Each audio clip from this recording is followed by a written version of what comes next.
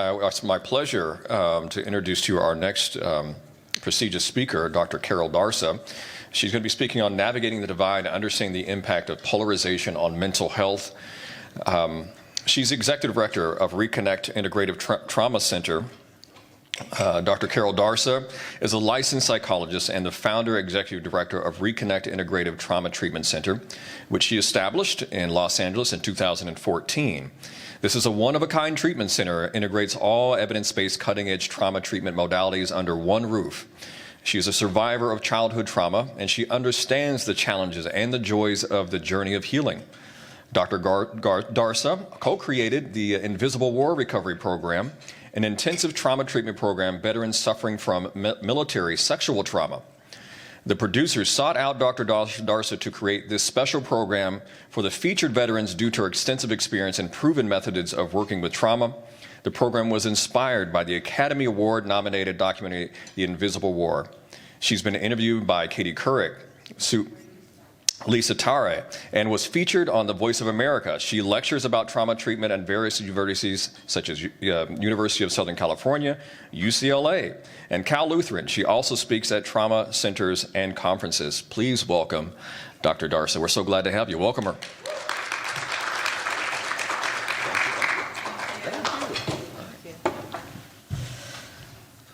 Okay, let's try this. I don't know, how close do I have to be? You want to hold it? Do I want to hold it? It's up to you. No. Well, let me just move a little bit. Here we go. I think it's okay. Thank you. Thank you. Okay, now since this is not my computer, when I move, does it go away? Do I have to be here? How about here? Yeah, I do have to be in front of it. Okay, hi everyone. So, we're going to, actually, this is a little bit of a different topic for me. Normally I'm talking about any form of trauma treatment, and this has, of course, trauma component, but it's also a different topic. You'll see how I came to that. So navigating the divide, really understanding the impact of polarization on mental health. And since this is a very hot topic about what's happening and how much polarization there is in our country right now, I decided to talk about that. Okay, so let's see, just a button, it's easy, I did it. I'm not very technical oriented at all. Okay, so what is polarization? What do I mean with that? It's the process of creating divisions or differences between two or more groups or individuals, typically on issues, opinions, beliefs, and often, of course, leading to increased hostility or separation between these groups or individuals. Sound familiar about what's happening in the last many years? So it's a social and psychological phenomenon in which individuals or groups adopt increasingly extreme or divergent perspectives, and it can lead to deepening of divisions within a society or community. Now, by the way, I'll be reading a lot of the slides, but then I really am going to ask you guys some questions, and I hope you will participate as well. Since this is about polarization, it's important to have different opinions about what's happening too. So what kind of polarizations do we see? There's political polarization, social, ideological, media polarization, and economic polarization. So let's go over them just briefly. The political polarization is when political ideologies become increasingly extreme and divided. That's the first one I wrote because I think that's sort of the most, that gets everyone's attention, especially in the last 5-6 years or so, more and more. Right? So identifying strongly with either conservative or liberal viewpoints, and don't worry, I'm not going to get political on you at all. This is just really about what's happening in our country and really actually in the world. So it can lead to gridlock in politics and difficulty in finding common grounds for policy decisions. So that's the political polarization that we are facing. Then we have social polarizations, and they're all really interrelated anyways, but this refers to the division of society along various lines, including race, religion, class, and other identity-based factors. And social polarization can lead to discrimination, segregation, and social tension. And then we have ideological polarization, which is about really deepening the divide between individuals and the groups holding opposing belief systems, worldviews, and resulting in hostility and intolerance, which is the common theme in all of them that you'll see. Then we have media polarization, It's interesting, I'll share a bit later on. I was reading an article about TikTok this morning, actually, on New York Times, which is really the media now, is TikTok. So, okay, so where we're getting our news online, websites, social media, TikToks often show us the only kind of news and opinions that we already agree with. This can make people even more divided, and this is the interesting, especially in New York Times today. They were talking about the algorithm of the TikTok.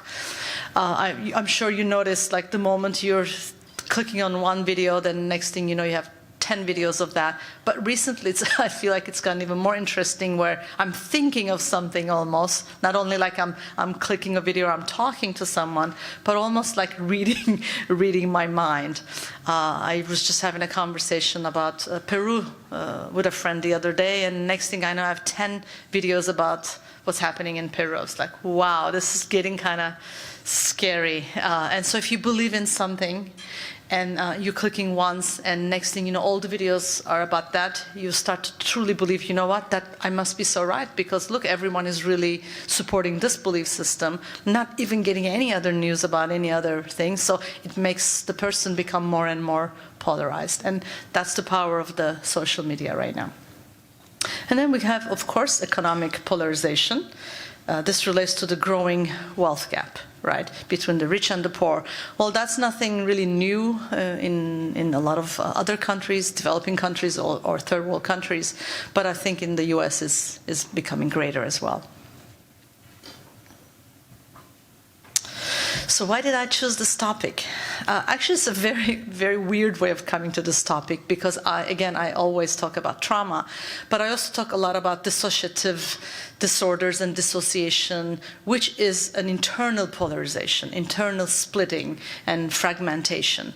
So from that, we kind of came to like, what's happening from internal polarization to the polarization in the world and the country, and that's what really made me talk about it.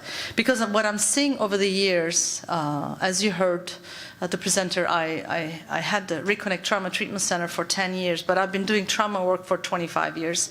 And I don't know if you're noticing that in your practice, but the clients are getting more severe. They're coming in with more severe symptoms, and definitely much more fragmentation and more, again, internal polarization. So that's started really getting my attention about why that's happening.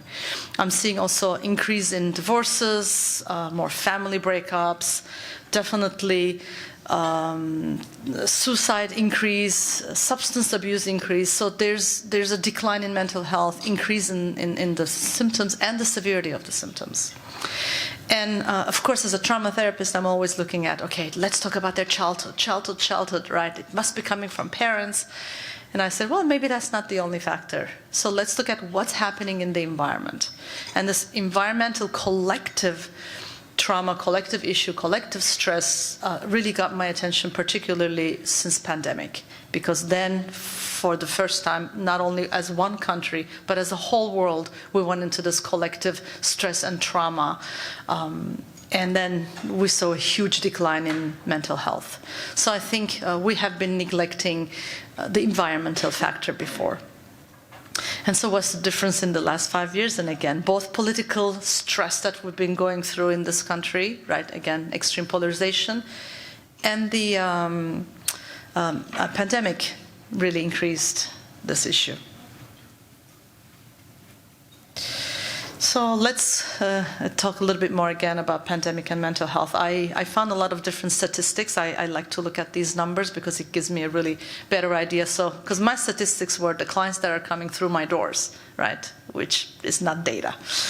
All right, so CDC reported from January to June 21, the percentage of adults with recent symptoms of an anxiety or depressive disorder increased from 36.4 to 41.5%. The NIH pointed out 13.3% of Americans reported starting or increasing substance use as a way to manage stress or emotions related to COVID-19. Again, this is just a few years ago, but that's sort of the beginning.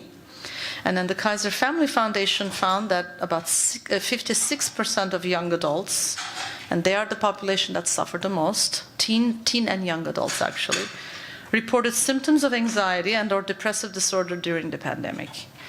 One of the ways that you even know that is actually if you look at treatment centers opening, there's a surge of new centers and new programs that open, and they are targeting much more in teens and young adults because of this pandemic. In fact, the interesting thing is insurance pays even more money if you treat teens because there's such a demand and they want to, promote that. Let's talk a little bit more about some numbers and research. So this is an article I found from September 21. So the object was to investigate whether changes in perceived partisan polarization since the 2016 US presidential elections and current perceptions of polarization are associated with the onset of physical and mental health conditions in adulthood. So they looked at hypertension, high cholesterol, obesity, diabetes, of course then the mental health piece, right? Anxiety, depression, and sleep disorders. They surveyed 2,752 adults. Again, we're in 2019, 2020. And then, and they found that they had an increased, definitely perceived polarization was associated with incident of anxiety and depression. However, they found no association with hypertension or high cholesterol. So I guess physically people didn't get that impacted, but definitely emotionally they saw a big impact.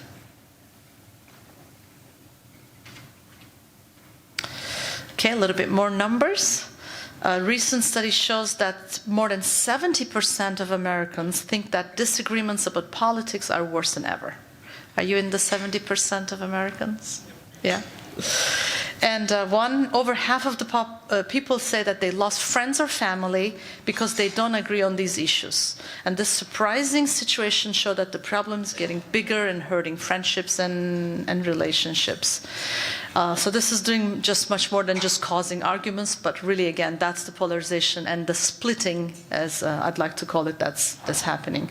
So another study found in 2019 that almost 40% of Americans said that politics was a source of huge significant anxiety. So especially if you've been in this field for more than, I would say, 10 years, and I've been a therapist for 25, you'll probably notice how much more your clients are coming in and wanting to talk about what's happening currently.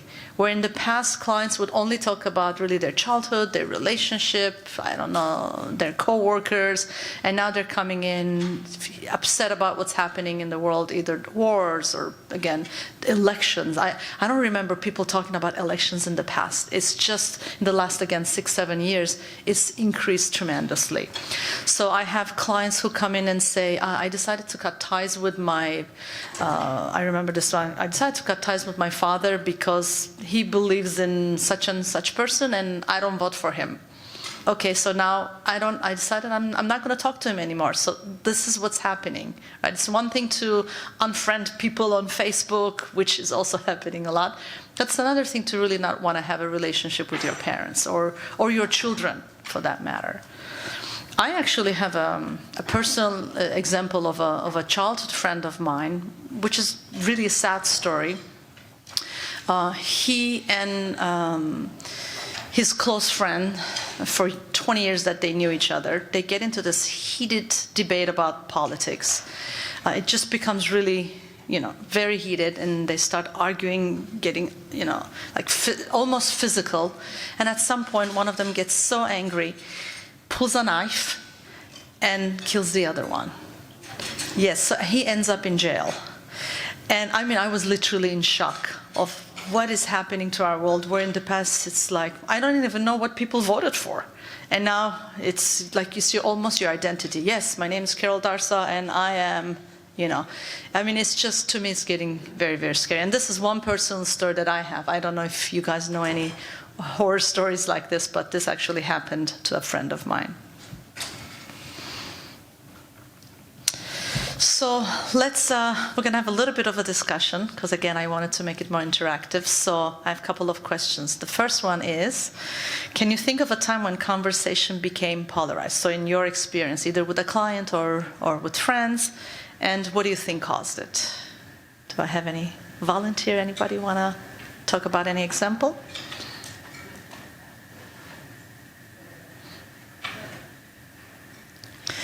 No? Yes. Oh, yeah, I forgot about microphone.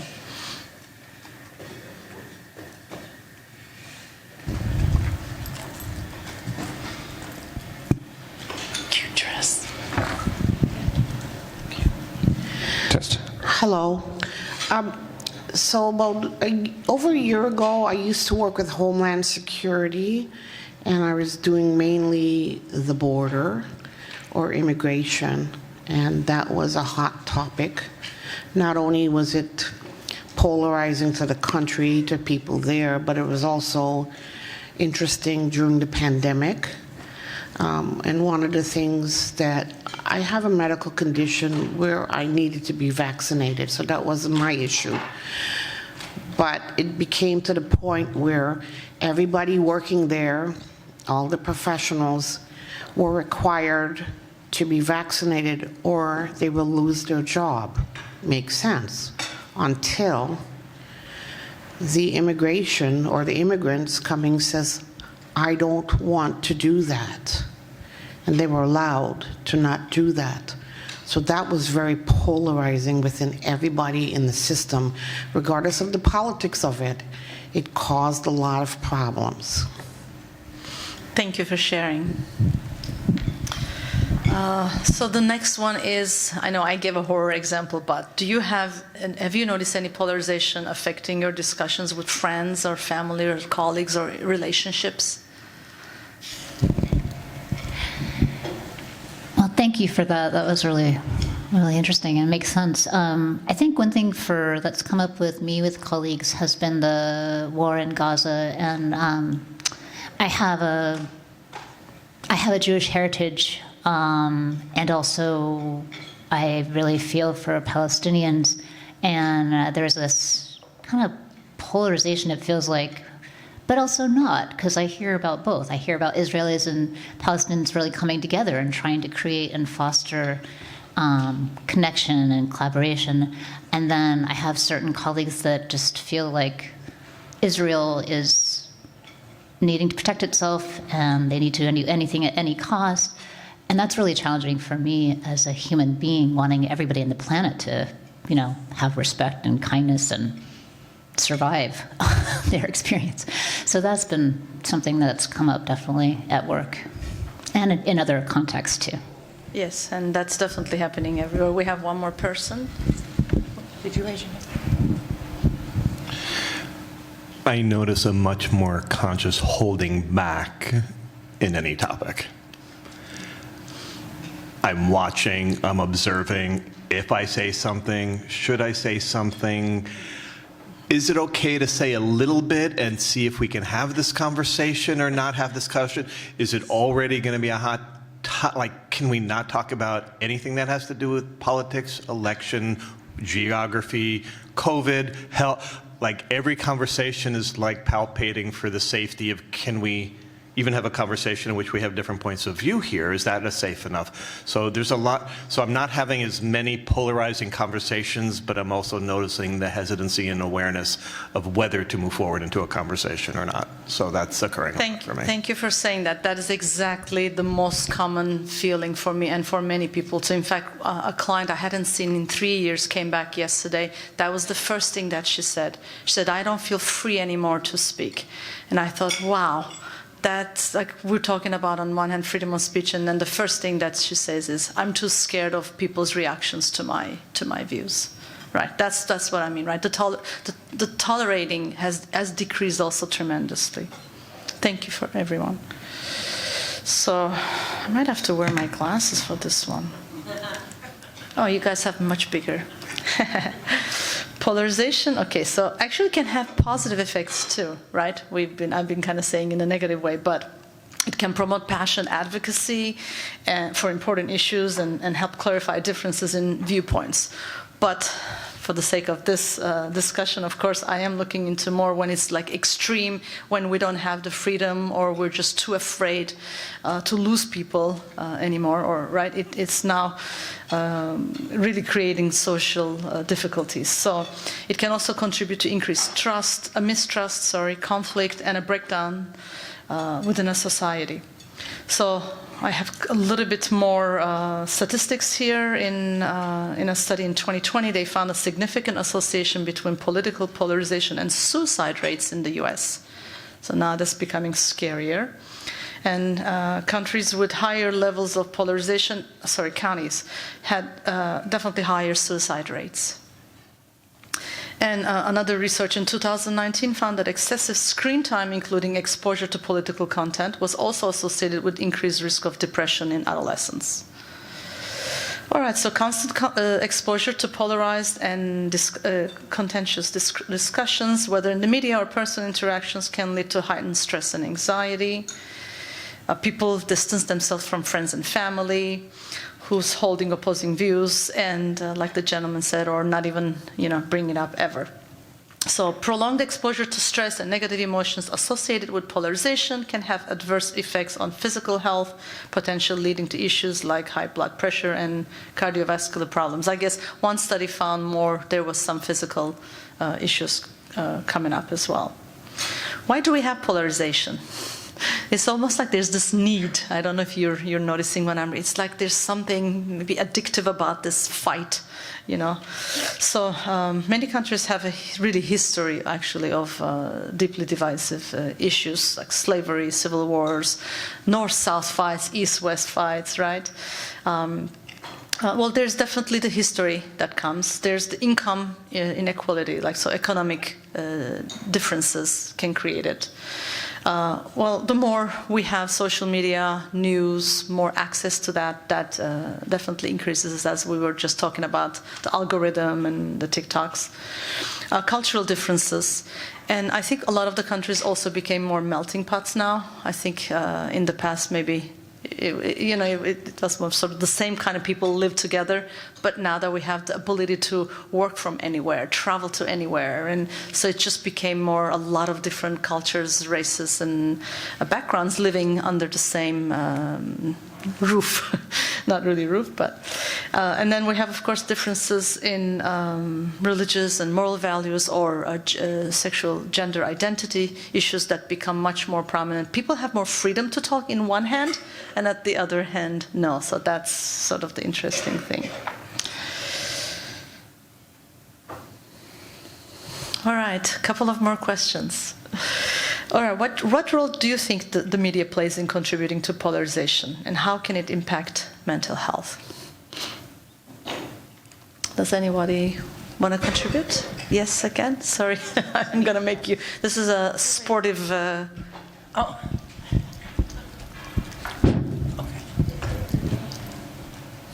Misinformation. I have to be honest, since COVID, Homeland Security, politically, I don't watch the news. I can't. I have to go home and do something else. I work in the prison environment now. To me, that's a break. I kid you not, because I know what I'm dealing with when I walk in. It's a female prison, and a lot of borderlines. We're good, Give me one of them with a loaded gun any day. I'm just not doing the news. Yeah, thank you. And my other question is, how does exposure to one-sided perspectives on social media and news outlets influence your feelings about those who hold different opinions? If there's nobody, it's okay too. I just want to give a chance for people to express themselves. All right, so now we're going to, I want to show you a couple of videos. I'm going to escape. And then escape again, and then Fairfax. Oh, this one. Oh, is this my first one? Play in full screen, yeah. That's The unthinkable has finally happened.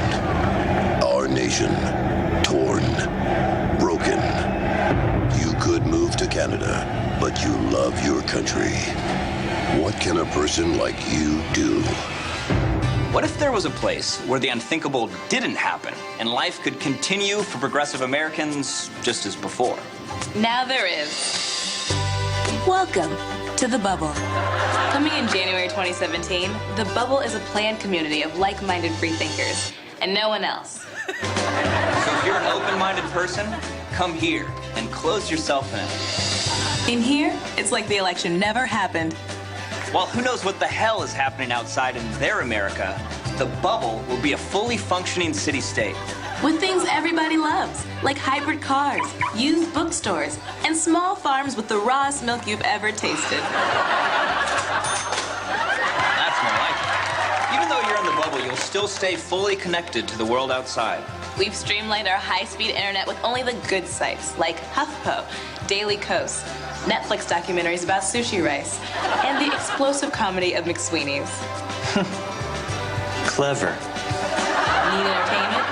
The bubble has so much to do. Go to a bar and engage with a wide array of diverse viewpoints. Yes. Yes. Exactly. Totally. Right? The bubble is a diverse community and safe space for everyone. We don't see color here, but we celebrate it.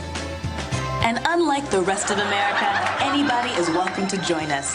One-bedroom apartments start at $1.9 million. Planning is underway to give you everything you need. Except police or firemen. Because we haven't found any who'd agree to live here. It's their America now. We'll be fine.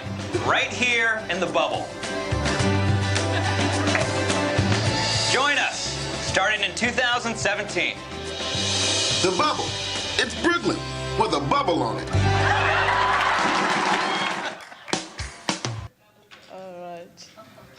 I needed to add a little bit of humor, so I'm going to escape from here. I think I did it. And then this one, this one.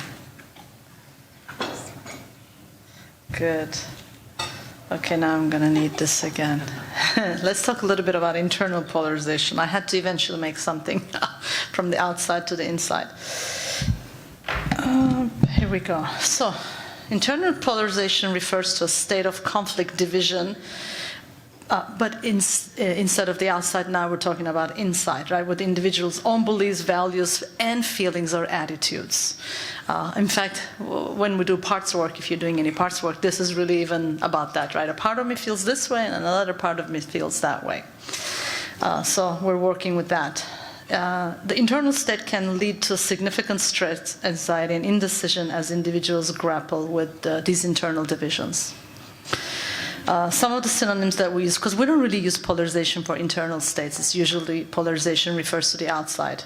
But I'd like to use a lot either splitting or fragmentation, or disconnect or separation could be another way to describe it too. Oh gosh, this is really small. Wait. Emotional conflicts. Okay, internal polarization can also be emotional, involving conflict feelings towards a person, situation, or objects. And this is often seen in relationships where love-hate dynamics are happening, or strong positives about intense negative emotions and strong positive emotions at the same time happening, right? And then, or then your own personal values clash, such as a desire for security, conflicting with a desire for freedom and adventure. That's sort of that internal conflict that we're talking about. And then we have generational differences. This is such an important thing. That's another reason why we also have polarization. Each generation faces unique challenges and experiences that really contribute to the feeling of this disconnection, this polarization.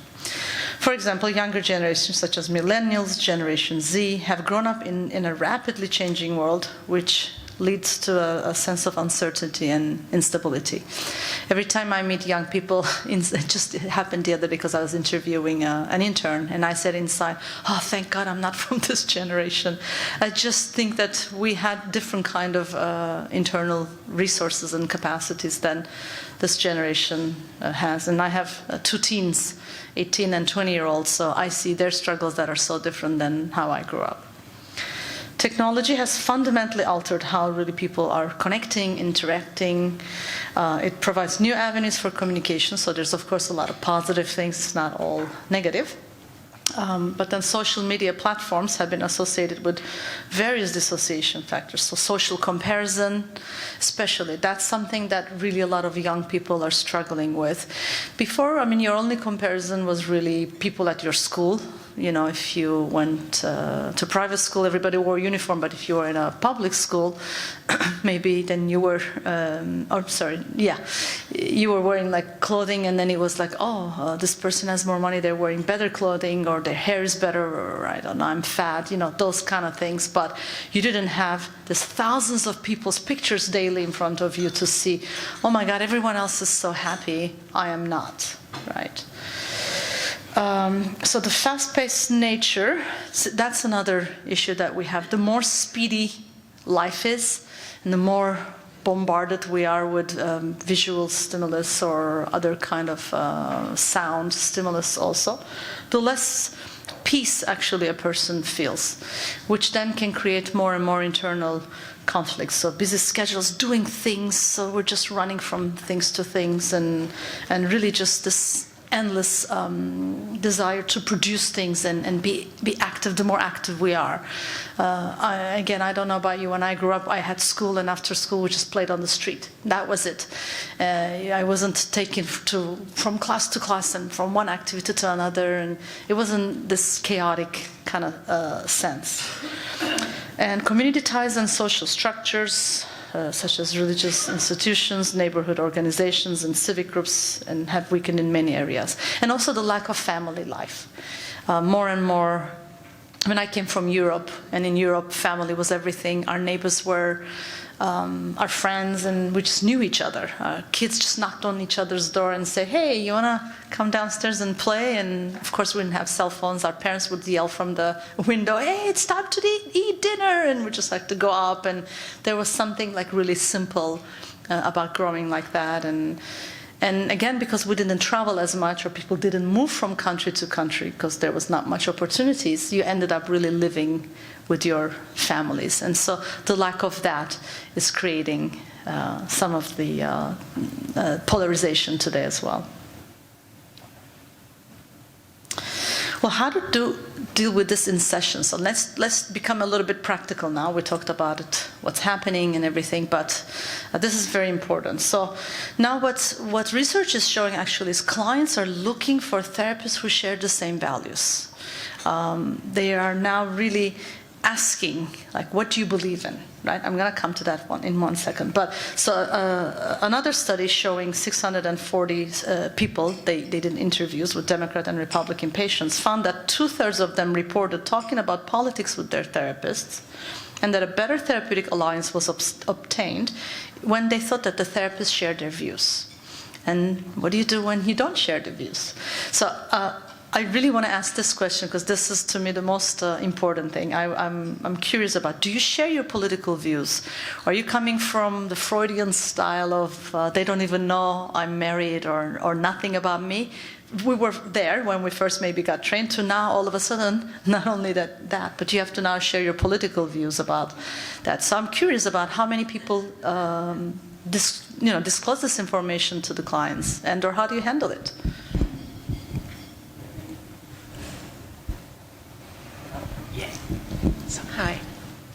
Hi. I do not disclose. I did have a funny situation the other day. I'm an integrated behavioralist in a medical clinic, and I had a 7-year-old patient who at the end of the session said to me, "Just how old are you?" And I said, "I'm old, but I'm not going to tell you how old." But no, I do not disclose. I want them to come for at least more than one session. And so I'm very kind of shallow in describing anything personal initially. Thank you. Anyone else? Other opinions, other experiences? It's good because I want to learn, like, what. How do we? I mean, for me, it depends on the client and the situation, And if it seems like it's something differing, then I don't disclose, and I meet them where they are, and I make a safe environment for them. And if it seems over time that it's appropriate for their treatment, I would align with them in certain ways if that's going to help our alliance, our rapport, their own experience. So it really depends. Mm-hmm. But I've definitely had both. Yeah. I work for county government, so we're not allowed to disclose our That's political knowledge. Yeah, and it's really hard sometimes, but, you know, it also, I think, there are times when it is better not to anyway, right? To polarize is not helpful in the moment. So, and we're not allowed to talk about ourselves at all. I mean, we can't share any personal information. So I might share that I'm a mom sometimes, but nothing further than that. And even that might be too much viewed. I'm not sure. It's hard, but mostly just no personal information at all. Go ahead. As an LGBTQ affirmative psychotherapist, I'm very out with my orientation, and that's extremely important. And so early on, I mean, I was trained 25 years ago, so yeah, it was much more Freudian. My supervisor was analytic. But, you know, I did a lot of training in affirmative approach and my own healing process around it, and being that person for someone is essential. Also the same with being sober. Like if I'm sober and my recovery clients know, my queer clients know, like, you know. Yeah. And sometimes my straight clients guess. I noticed especially for addiction, people tend to definitely ask, but as a trauma therapist, I was never asked, have you survived? I work a lot with sexual abuse. That's one of my main specialties. Nobody ever asked me in 25 years, were you sexually abused? But if I was working with addiction, definitely they would ask, are you sober, or were you ever struggling with addiction? That's something that it's very common, I noticed. I have one experience, as you can hear, I have an accent, right? So I never got rid of it. I couldn't. But so people ask me, where are you from? And one time I didn't even think I was an intern. I was like, oh, I'm born in Turkey. And this client said, oh, well, I'm Armenian. I don't know if you know anything about the history. And so right away she asked me, do you accept that it was a genocide? And I was like, oh. I said, I'm not going to answer anything political because there's no need for it. And then she said, well, if you don't answer, I will not be able to see you because I need to make sure that you agree that it was genocide. And I lost the client because I didn't answer it. Yeah. Yes. Does anybody else have a story, like just one more person about this? Like, what do you share? Do you not share? What do you do? Have you been, like, especially with what's happening with Gaza also? Like, I belong to this Jewish therapist, and they're saying, like, I don't know what I'm going to do. I believe in this, and my client believes in completely the opposite. I'm having a hard time to be even empathic. That's another thing that's happening if you have very strong beliefs about one or the other, and then you have the opposite client, and you have to be the therapist in that time, right? You have to put your own feelings aside and just be in alignment with the clients. So these are difficult things to handle. So it's just very interesting. Okay, we have just a few more slides. So let's talk a little bit more again about what to do. Healing begins within. So to heal societal divisions and polarization, it's crucial to begin within ourselves, really finding our own peace, our own integration, so to speak. So self-awareness is very, very important. Empathy, no matter what our beliefs are. Emotional well-being, right? If we're not good, then we can't really support others. So we can contribute to a more harmonious and united external reality. So the more united we are inside, doesn't mean we cannot have opposing views, but how do we handle it? How can we accept having this and that rather than, no, it has to be only this way, right? How do we have peace within us? So here's some practical strategies we can do. Active listening, practicing empathy, as I said. So media literacy, again, watching to see, making sure that you are really educated on both sides of the story so that you can actually have a capacity to analyze and have capacity for critical thinking rather than being rigid about it has to be one way. Promote constructive dialogue in a respectful way, which really doesn't happen if you're writing on social media. Oh, that's another thing I forgot to say. If we're talking in person to person, people tend to be more respectful, I find. But when it's written on the social media, then it's like really butchering, you know. One time somebody posted something, I don't remember, and so I just wrote like, why can't we just have a decent conversation about it? That's all I said, and then I was attacked for having said that. Like, really? How can you even think this will be a decent conversation? Like, because it's so, like, okay, can we still be respectful of each other's opinions? I don't really write anything on social media. I have the same fear of being attacked. I don't want to be. Dialogue workshops at schools. So as we grow up, as we become more and more adults and get older, I should have said, we have, I think, more capacity to be tolerant of different opinions. But when we are younger, we are definitely more rigidity. So really helping younger clients to promote like dialogue workshops, like debate, like this sort of debate classes, and in the more positive way, that would be great. Leading by example, be a role model for constructive criticism, constructive kind of talks, and constructive social media postings. Teaching mindfulness, emotional regulations, because so much of it is also really a reflection of other things. We might think that people are angry at the government, but maybe the anger is also coming from, I don't know, their childhood or their family life, but they don't know what to do with the anger, so it shows up there, because it's an easy way to show it.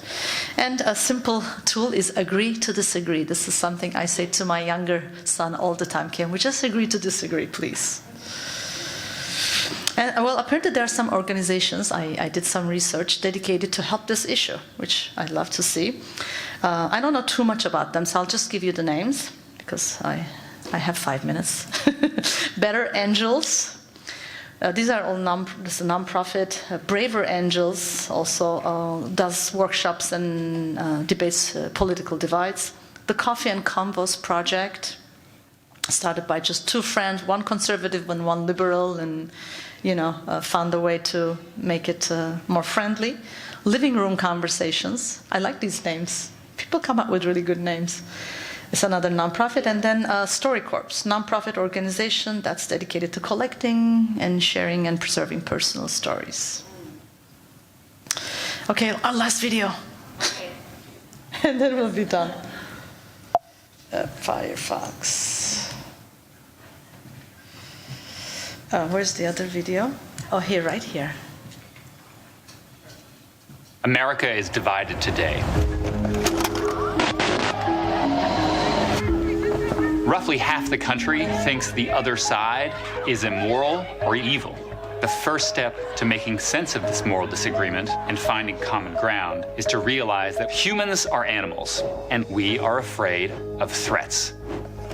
It's obvious today why you would think of humans as the apex predator, because we are. But just because something's true today doesn't mean it was true for the millions of years of human evolution. Our ancestors were not predators. They were prey. We have inherited the harm-based minds of our ancestors and a legacy of being concerned about threats. Here's the thing. If we can understand how the mind makes moral decisions, we can begin to make sense of the people around us. I'm Kurt Gray. Take one. This is Stand Together Presents. Stories, ideas, and advice from changemakers tackling our biggest challenges. My name is Kurt Gray. I'm a professor of psychology and neuroscience at UNC Chapel Hill, where I direct the Center for the Science of Moral Understanding. We are more divided today than we have been in a long time. Many people think those on the other side lack a basic moral sense. So, what is morality? Most people think of morality as just an internal sense of right and wrong. It's actually way more interesting than that. Every decision we make affects the lives of others around us. Check this out. Everything that we consider morally wrong is just something that we see as harmful. Think about it. For millions of years, our ancestors were hunted by predators. When you think of predators, you think of something confident, stalking and attacking. But on the other hand, when you think of prey, you think of something that's scared, that's threatened, that's always alert and worried about harms that it might face. The best way to escape predators was for humans to move together in big groups. But there's a problem with that, because we're surrounded by other people who can also harm us. And so we needed a psychological trick, an internal sense to make sure that other people didn't harm us. We needed morality. Morality evolved for us to treat each other more kindly, cooperate more. It's a way that we feel internally that we shouldn't want to harm others.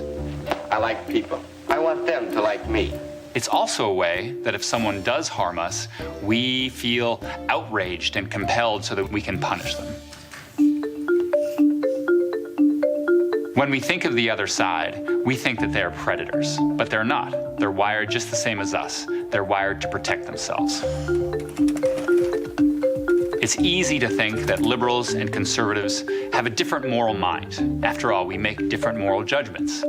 No matter who you are in the world, we all have a moral sense that's focused on protecting ourselves and our family and our society. But the reason we have disagreements when it comes to morality and politics today is because people disagree about who or what is most vulnerable to harm. It's not that one side wants to harm the other side, but just that they are trying to protect someone different. America is many things to many people. Our research suggests that liberals divide the world into those that are very vulnerable to harm, like marginalized communities, and those that are very invulnerable to harm, like business leaders. On the other hand, conservatives are more likely to see everyone as about equally vulnerable to harm. Take immigration, for example. Our research shows that liberals see undocumented immigrants as very vulnerable to harm. You've got mothers, children fleeing persecution, and so from the liberals' perspective, undocumented immigrants are victims. They need protecting. On the other hand, conservatives will see undocumented immigrants more as a threat. They're taking jobs. They are members of drug cartels who have harmed Americans. And so in their mind, undocumented immigrants are not victims as much as potential perpetrators. And so for both sides, they're trying to protect people from harm. They just see different victims when it comes to immigration. So what does all of this mean? Having a harm-based mind was crucial to us evolving as a group together so we can help each other and cooperate. If we don't recognize the harm-based mind in others, then we assume that they must be trying to destroy our way of life. No one wants to have conversations with a predator. If we think that the other side is motivated by destruction, then we will try our hardest to destroy them. We've got to learn to create the right environment to have challenging conversations. Because when political conversations turn into a debate, we hunker down. When we understand that people are motivated to protect themselves and their family, we can have empathy, and then we can have conversations about policies that address those challenges. One of the biggest drivers of division is we misunderstand where the other folks are coming from. But once you realize that they are just like you can have conversations that address those challenges. We can harness this understanding for good and create a better and more civil society. Thank you very much. All right, we have time for a couple of questions. We do? Okay. Yes. If we have anybody. Made everybody talk already. I don't know if. No. Let's see. Yeah, and if not, we can head to the break. We have the next panel coming up in 15 minutes on psychedelics, so that'll be really fun. And yeah, we will see you soon. Dr. Darsa, thank you so much for joining. Thank you.